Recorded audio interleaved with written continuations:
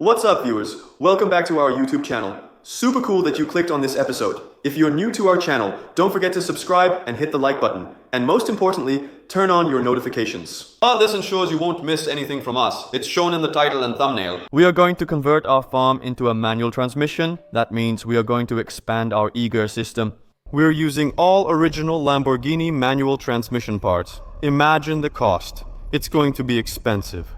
We planned this before starting our engine overhaul. It was already a goal, and now we're moving forward with it. You might be wondering, why now? Namely, our engine is out now, and this is our perfect opportunity to do this. And why are we going to do this? I'll tell you a few facts. 626 units of the 2006 model were sold, and 10% of those have a manual transmission. So that means that out of those 626 units, about 62 are manual, and the rest all have an e-gear system. That also makes this car a bit more unique. And of course, the driving experience of a manual Lambo like this is much better than with the e-gear system. This way, you also have more clutch feel and your clutch engages less harshly because there's no robot deciding for you when your clutch engages or not. Exactly, since you have pedals to control your own clutch. As you can see, we have a box here in the workshop full of stuff for the conversion.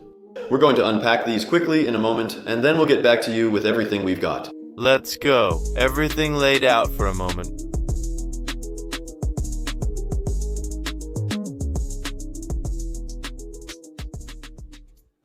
So, for the conversion, you need a switch box. This controls the cables that go to your shift lever.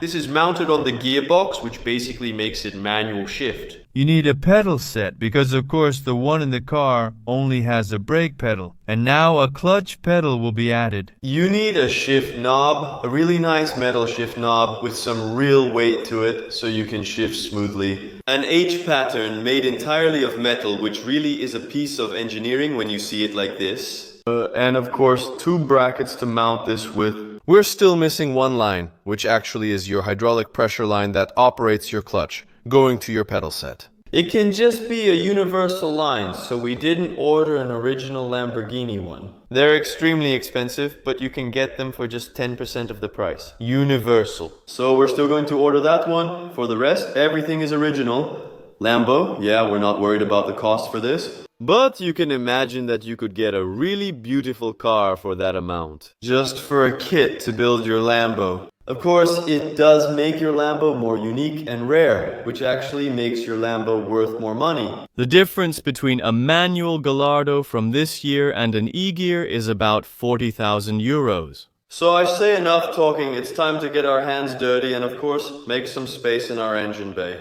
For example, the whole system will be removed. This is all part of the e-gear system. All those lines and of course this whole new thing here. This is all part of the e-gear system. We need to remove this, since you clearly don't want to drive around with it. I'm really looking forward to it. Let's go.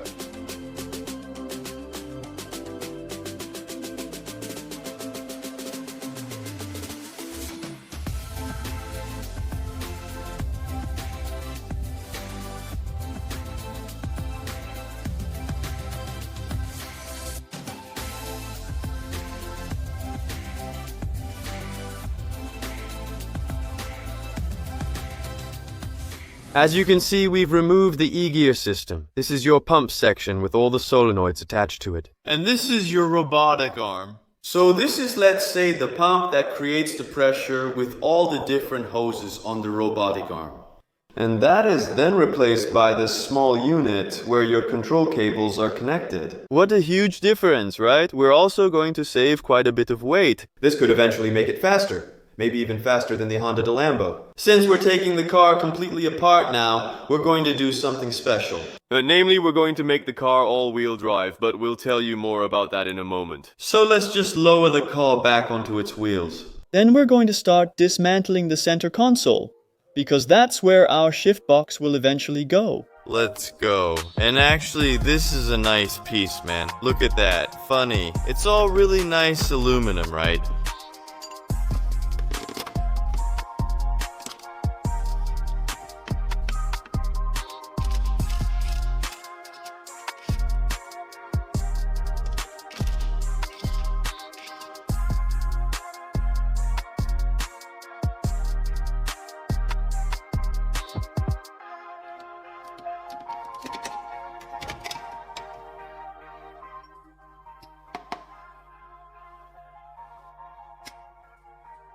but that's to be expected. A car worth 300,000. Hey, I see my wiring harness, hey, and my coolant lines and my air conditioning lines. Actually, all the lines that go to the front. Yeah, we're going to put the car on the lift. Let's go, let's go, let's go.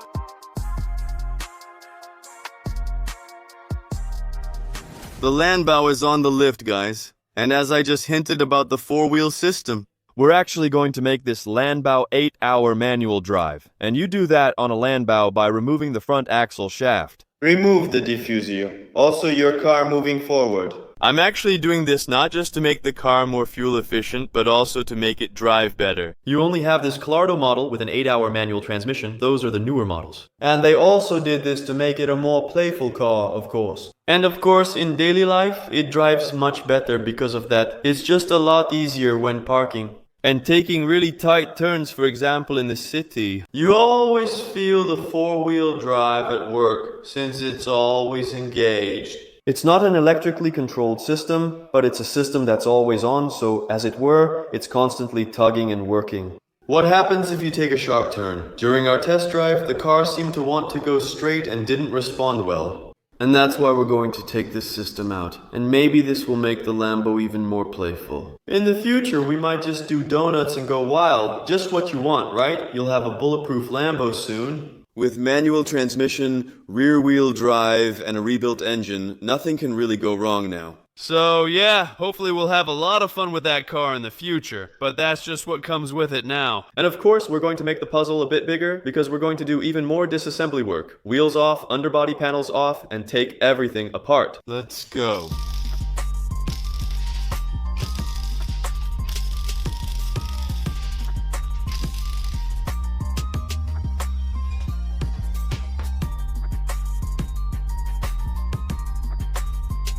I'm curious to see if he can get it loose. Allen key 17, huh? Do you guys know that one already? It's just loose. Amazing. Such a small tool, yet he does it every time. Things are always stuck tight, huh? You can see it too, right? We haven't loosened it yet, so you can see that no socket has been on it yet.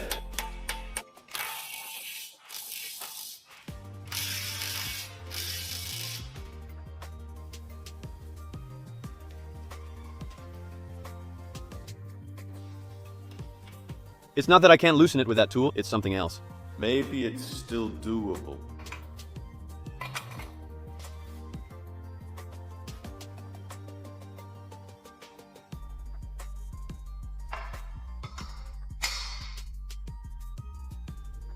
Pump it, it's loose. I'm not crazy for not being able to get that tool loose, you know? You really had to extend it twice. Yeah, I actually put the rod from the jack on it. Yeah, we did it. It's loose. We can finally continue with the operation. 600 newtons per week is what I think.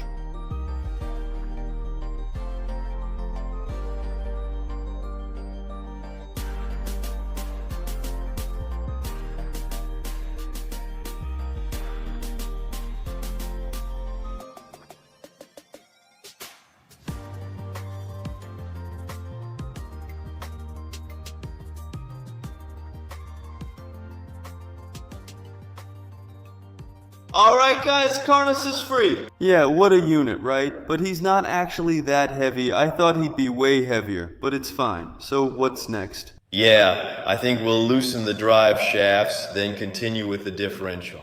You can't just leave the wheel bearing like that, right? No. So if you've removed the drive shaft, you actually need to put something back in its place instead of the drive shaft. Because basically, your wheel bearing is now actually loose in your wheel hub or something, however you want to say it. By retightening the bolt in a constant velocity joint, you secure the wheel bearing. So what solution do we have? So you can buy those conversion hubs. Those things cost between 250 and 350 euros. Exactly. Then you basically have what we ordered as well, except we were able to order it from a cheaper brand. Because if you do a lot of research, you actually find out that it's comparable to other models from Audi or Volkswagen. And that's how we actually found something. These are actually complete constant velocity joints, you could say, but these are replacement parts for your drive shaft. We're only replacing this part, not the whole drive shaft. It's just that, yeah, the bearing system is still in there, so the constant velocity joint system is still in there. You don't want this loose in the car since you could lose those little balls. So what should we do? We're just gonna take this out. So yeah, I think it's gonna be a bit of a struggle to get this out, I think. I'm curious. After working with the hammer for 5 minutes, I did it. Finally empty, guys. Let's put it in place. And then we actually have to repeat this process. Yeah, exactly the same process for the other side. We're going to install this one now. Come on. Da fits like a glove, right?